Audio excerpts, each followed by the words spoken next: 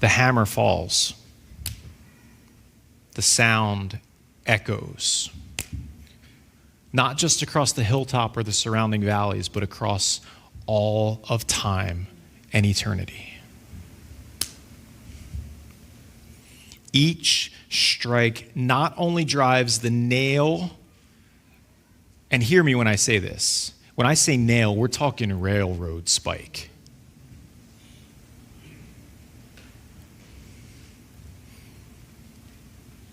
Each drive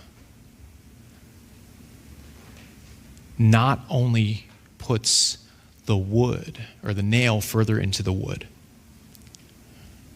but each hit of the hammer bears the weight of sin itself.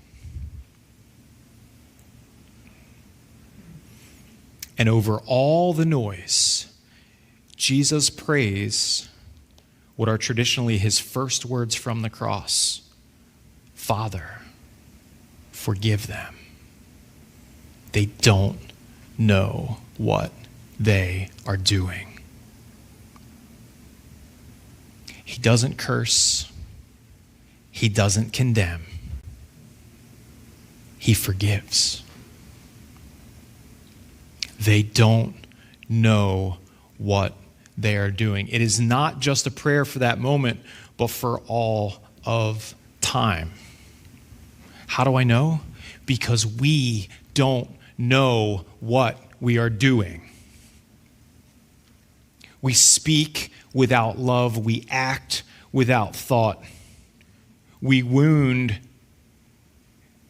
when we mean to help. And still his voice rings out, Father, forgive them, because they don't know what they are doing.